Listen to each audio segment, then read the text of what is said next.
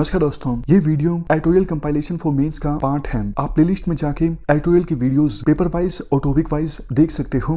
और अगर आप दिसंबर 2019 के बाद की वीडियोस को देखना चाहते हो तो वीडियो के नीचे मौजूद ज्वाइन बटन की सहायता से आप मेंबरशिप को ज्वाइन कर सकते हो। चलिए डिस्कशन स्टार्ट करते हैं।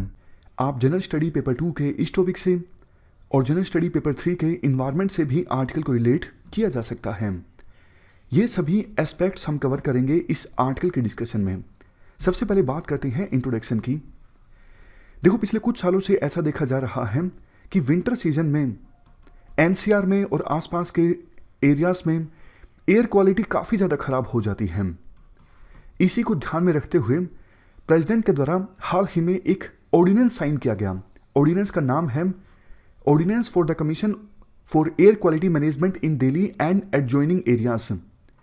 इस ऑर्डिनेंस की सहायता से एक स्टैट्यूटरी कमेटी इस्टेब्लिश की गई है। इस स्टैट्यूटरी कमेटी का काम होगा नेशनल कैपिटल रीजन और आसपास के एरियाज में एयर पोल्यूशन की समस्या को ट्रैक करना और उसको एड्रेस करने के लिए प्रयास करना। गवर्नमेंट ने अपनी नोटिफिकेशन में यह भी कहा, ऑलरेडी जो एक कमेटी है जिसका नाम है EPCA, पूरा नाम है environment pollution and prevention control authority. इस अथॉरिटी को इस्टेब्लिश किया गया था सुप्रीम कोर्ट के द्वारा।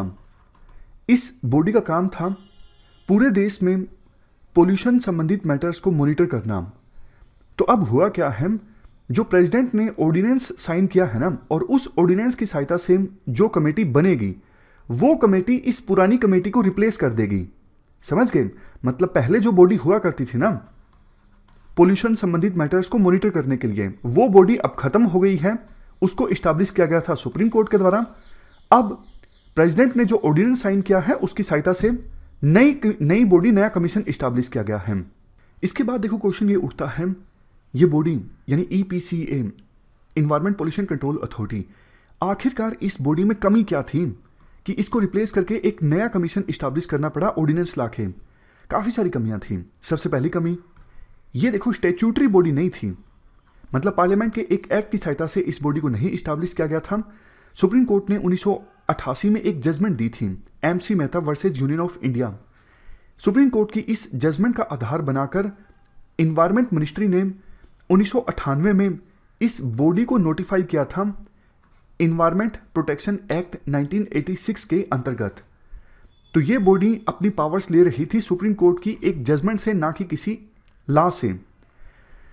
तो इसका नुकसान देखो ये हो रहा था, वैसे इस बॉडी के पास पावर्स थी फाइन लगाने की, बट चूंकि ये स्टैट्यूटरी बॉडी नहीं थी, इस वजह से इस बॉडी को ज़्यादा सीरियसली लिया नहीं जाता था। इस बॉडी में स्टेट की तरफ से कोई रिप्रेजेंटेशन नहीं था, सिर्फ 2 परमानेंट मेंबर्स थे। और देखो ऑलमोस्ट 20 साल पूरे हो चुके हैं इस बॉडी को इस्टेब्लिश हुए। 1998 में इस्टेब्लिश हुई थी। लेकिन आप बताइए, क्या पोल्यूशन की समस्या एड्रेस हुई? बिल्कुल भी नहीं हुई। NCR में सर्दियों में आप देख सकते हो कि पोल्यूशन अब कितना ज़्यादा हो चुका है। आज की डेट है 6 नवंबर। तो इस बॉडी की जो परफॉर्मेंस है वो अच्छी नहीं रही। अगर कंपेयर करें दोनों बॉडीज़ को, जो नया कमीशन इस्टेब्लिश हुआ है, अभी तो देखो ये इस्टेब्लिश हुआ ही है, तो परफॉर्मेंस तो इस कमीशन की तब पता लगेगा जब ये थोड़ा सा काम करेगा। बट हाँ, ये नया कमीशन ये स्टैट्यूटरी बॉडी होगी और इस कमीशन में स्टेट्स की तरफ से भी रिप्रेजेंटेशन होगी, स्टेट की तरफ से भी मेंबर्स होंगे। पुरानी बॉडी यानी EPCA, इसका फोकस था NCR पर, लेकिन नया जो कमीशन इस्टेब्लिश हुआ है इसका फोकस होगा ना सिर्फ NCR पर बल्कि आसपास के एरियाज पर भी। पुरानी ये जो बात है कि EPCA का फोकस पूरे देश में था, यहां पर देखो पहली स्लाइड जो है भाई, EPCA मॉनिटरिंग बॉडी थी in matters of pollution in the country. ये बात थोड़ी सी गलत है, क्योंकि EPCA का फोकस पोल्यूशन की समस्या को टैकल करना था NCR में, ना कि पूरे देश में। जबकि ये नया जो कमीशन इस्टेब्लिश हुआ है इसका फोकस ना सिर्फ NCR पर होगा बल्कि आसपास के एरियाज पर भी होगा, जैसे पंजाब, हरियाणा। क्योंकि देखो NCR में पोल्यूशन का एक मेजर रीजन है स्टबल बर्निंग। और स्टबल बर्निंग कहाँ होती है? पंजाब में, हरियाणा में, राजस्थान और यूपी के कुछ एरियाज में। तो इस नए कमीशन का मैंडेट जो है वो बड़ा है। इसके बाद बात कर लेते हैं कंपोजिशन की। नए कमीशन की कंपोजिशन क्या होगी। नए कमीशन में देखो 18 मेंबर्स होंगे, एक फुल टाइम चेयरपर्सन होगा। जो चेयरपर्सन होगा वो फॉर्मर या फिर सर्विंग सेक्रेटरी होगा या फिर चीफ सेक्रेटरी ऑफ स्टेट होगा। चेयरमैन जो है 3 सालों के लिए इस कमीशन की पोस्ट पर रहेगा, या फिर अगर 70 साल की एज हो जाती है तो जल्दी रिटायर हो जाएगा। मतलब 70 साल की एज या फिर 3 साल का कार्यकाल जल्दी जो अचीव होगा तभी वो चेयरपर्सन रिटायर हो जाएगा। इसके अलावा कई सारी दूसरी मिनिस्ट्रीज और स्टेक होल्डर स्टेट से रिप्रेजेंटेशन होगी। 5 एक्स ऑफिशियो मेंबर होंगे उन स्टेट्स से जिनके नाम ऑर्डिनेंस में मेंशन्ड हैं। इसके अलावा 2 फुल टाइम मेंबर होंगे, जो या तो सर्विंग जॉइंट सेक्रेटरी होंगे या फिर फॉर्मर जॉइंट सेक्रेटरी होंगे। एक टेक्निकल मेंबर होगा सेंट्रल पोल्यूशन कंट्रोल बोर्ड से और एक टेक्निकल मेंबर होगा इसरो से। एक मेंबर होगा नीति आयोग से और 3 इंडिपेंडेंस मेंबर होंगे। तो ये कंपोजिशन होगा नए कमीशन का। इसके बाद आर्टिकल में नेक्स्ट एस्पेक्ट है significance of new commission. 2 points तो देखो सीधा सीधा निकल के आ जाते हैं। क्योंकि इस कमीशन का जो कंपोजिशन है काफ़ी ज़्यादा डाइवर्स है, स्टेट्स की तरफ से भी रिप्रेजेंटेटिव होंगे, वेरियस बॉडीज़ की तरफ से भी रिप्रेजेंटेटिव होंगे जैसे NITI Aayog, ISRO, central pollution control board. तो ये कमीशन जो है वो बेहतर ढंग से कोऑर्डिनेशन इस्टाब्लिश कर पाएगी विभिन्न स्टेक होल्डर्स के बीच में। दूसरा सिग्निफिकेंट पॉइंट ये है इस कमीशन के बारे में, ज्यूरिडिक्शन ज़्यादा है। पहले वाली जो बॉडी थी EPCA वो फोकस करती थी सिर्फ NCR पर, लेकिन ये बॉडी जो है इसकी ज्यूरिडिक्शन ज़्यादा है, ना सिर्फ NCR बल्कि आसपास का एरिया भी। नेक्स्ट सिग्निफिकेंस ये है इस कमीशन की जो अप्रोच होगी वो कंसोलिडेटेड होगी। ऑर्डिनेंस जो साइन किया गया है प्रेसिडेंट के द्वारा, उस ऑर्डिनेंस में कहा गया है इस कमीशन की जो अप्रोच है वो कंसोलिडेटेड होगी towards monitoring elimination of pollution sources and enforcement.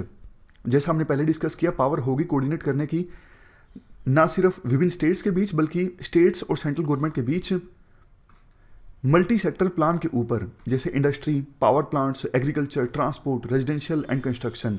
इन सभी मुद्दों पर स्टेट्स के बीच और स्टेट्स और सेंटर के बीच कोऑर्डिनेशन इस्टेब्लिश किया जाएगा इस बॉडी के द्वारा। और स्टेट्स के द्वारा जो प्रयास किए गए हैं स्टबल बर्निंग के अगेंस्ट, इंडस्ट्रियल एमिशन के अगेंस्ट, व्हीकुलर एमिशन के अगेंस्ट, रोड डस्ट के अगेंस्ट, बायोमास बर्निंग और कंस्ट्रक्शन एक्टिविटीज़ के अगेंस्ट, विभिन्न स्टेट्स गवर्नमेंट्स के उन स्टेप्स को मॉनिटर भी किया जा सकेगा इस कमीशन के द्वारा। इसके बाद बात आती है अकाउंटेबिलिटी की। नेक्स्ट सिग्निफिकेंस ये है, ये बॉडी जो है वो देखो अकाउंटेबल होगी पार्लियामेंट के प्रति। ये कमीशन वेरियस रिपोर्ट्स प्रेजेंट करेगा पार्लियामेंट को। तो ये तो बहुत अच्छी बात है, क्योंकि पार्लियामेंट में जो इलेक्टेड रिप्रेजेंटेटिव हैं वो तो देखो एक पार्टी के नहीं होते, बहुत सारी पार्टीज़ के होते हैं। तो फिर इस कमीशन की रिपोर्ट्स पर चर्चाएं होंगी तो बेहतर ढंग से जवाब पूछा जा सकेगा इस कमीशन से कि भाई क्या कर रहे हो आप, पोल्यूशन की समस्या क्यों नहीं एड्रेस हुई है। नेक्स्ट सिग्निफिकेंस है पावर ऑफ द कमीशन। इस कमीशन के पास देखो पावर होगी फाइन इशू करने की।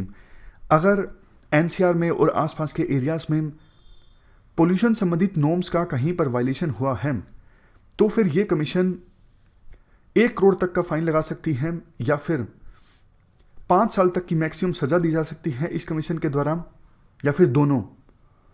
लेकिन पहले ऑफेंडर यानी जिसने पोल्यूशन संबंधित नॉर्म को वायलेट किया है उसका ट्रायल चलेगा फर्स्ट क्लास जुडिशियल मजिस्ट्रेट के सामने। कमीशन के पास ये भी पावर होगी कि अगर पोल्यूशन संबंधित नॉर्म का वायलेशन हुआ है तो उसको सू मोटो नोटिस लेना, यानी शिकायत नहीं भी आई है तो अपने आप से उस मामले का संज्ञान लेना और फर्स्ट क्लास मजिस्ट्रेट के सामने केस फाइल करना। नेक्स्ट है रिमूवल ऑफ एडवोकिज्म। देखो पहले क्या हुआ करता था, जब भी पोल्यूशन की समस्या बढ़ती थी तो सरकार एक टेम्परेरी कमेटी इस्टेब्लिश कर देती थी। जैसे सुप्रीम कोर्ट ने हाल ही में एक फॉर्मर सुप्रीम कोर्ट जज की अध्यक्षता में कमीशन का गठन किया था।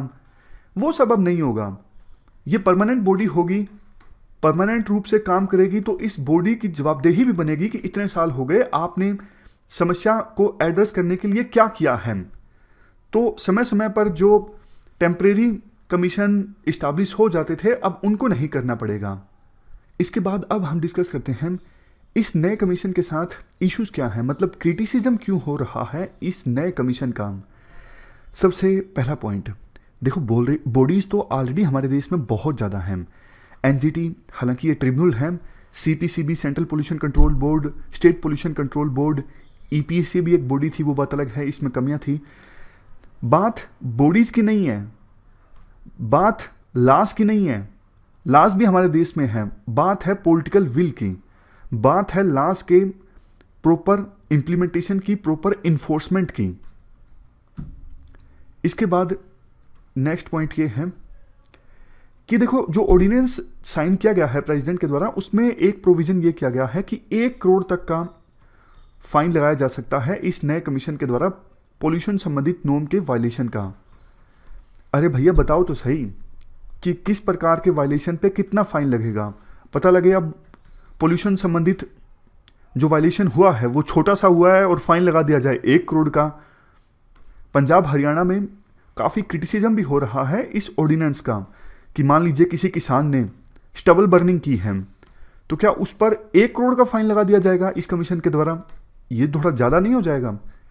हालांकि देखो, स्टबल बर्निंग तो रुकनी चाहिए किसी भी कीमत पर, बट किसानों को थोड़ा इंसेंटिव देने की आवश्यकता है, दूसरे नॉर्म्स भी अपनाने की आवश्यकता है ताकि किसानों का बिहेवियर चेंज हो। 1-1 करोड़ का फाइन कैसे देंगे किसान अगर 1 करोड़ का फाइन लगाया जाएगा? उसके बाद नेक्स्ट क्रिटिसिज्म ये है, देखो पुरानी जो बॉडी थी EPCA, वो तो सुप्रीम कोर्ट के मैंडेट के द्वारा, सुप्रीम कोर्ट की जजमेंट के बाद इस्टेब्लिश हुई थी और सुप्रीम कोर्ट मॉनिटर भी करती थी उस बॉडी को। लेकिन नया जो कमीशन है, अब ये तो रिपोर्ट करेगा पार्लियामेंट को।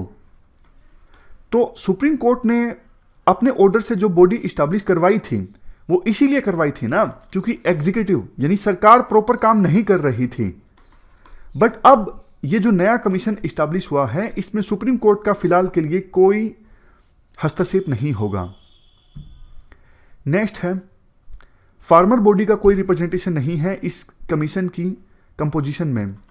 फार्मर बॉडी का भी रिप्रेजेंटेशन होना चाहिए था ना, ताकि फार्मर्स भी अपना व्यू रख सकें कि स्टबल बर्निंग को टैकल करने के लिए सरकार की तरफ से जो प्रयास किए जा रहे हैं वो नाकाफी हैं। नेक्स्ट क्रिटिसिज्म, अगर देखो गवर्नमेंट वास्तव में इशू को रिजोल्व करना चाहती है ना, तो ऑलरेडी जो लॉज या फिर बॉडीज हैं उनका इवेल्यूएशन किया जाता है। जो ग्रुप्स अभी छूट गए हैं जैसे फार्मर ग्रुप्स, इनके समेत बाकी स्टेक होल्डर से भी कंसल्ट किया जाता, पूछा जाता कि क्या समस्या है, मतलब गवर्नमेंट इतना कुछ तो कर रही है फिर भी आप स्टबल क्यों जला रहे हो, क्या गवर्नमेंट ने जो स्टेप्स लिए हैं उनका लाभ आपको नहीं मिल पा रहा है? क्योंकि देखो कुछ तो हमें भी पता है, जैसे हैप्पी सीडर मशीन्स महंगी होती हैं इसलिए किसानों की पहुंच से बाहर हैं। सरकार ने प्रयास तो किए हैं कि हैप्पी सीडर मशीन्स मिल जाएं किसानों को किराए पे, बट ये इंप्लीमेंट नहीं हो पा रहा है ठीक से। तो ये सजेशन दिया जाता है कि सरकार सभी स्टेक होल्डर से प्रॉपर कंसल्ट करे। बिना कंसल्टेशन के ये कमीशन इस्टेब्लिश होगा तो हो सकता है इसका फेट जो है, इसका भविष्य भी EPCA की तरह होगा। लास्ट में एक और बात आर्टिकल में ये बोली जाती है, जब भी देखो सर्दियों में पोल्यूशन की समस्या बढ़ जाती है तो इमरजेंसी में सरकार कुछ स्टेप्स लेती है दिखावे के लिए, और जैसे ही जनवरी का महीना बीतता है पोल्यूशन की समस्या थोड़ी कम हो जाती है तो सरकार भी भूल जाती है, अर्जेंट बेसिस पे फिर कोई स्टेप नहीं लिया जाता, फिर अगले साल वही हाल होता है। तो सरकार को लॉन्ग टर्म अप्रोच के साथ काम करना होगा। ये पूरा आर्टिकल हमने डिस्कस किया। इस डिस्कशन में फिलहाल इतना ही है। Thank you very much for discussion.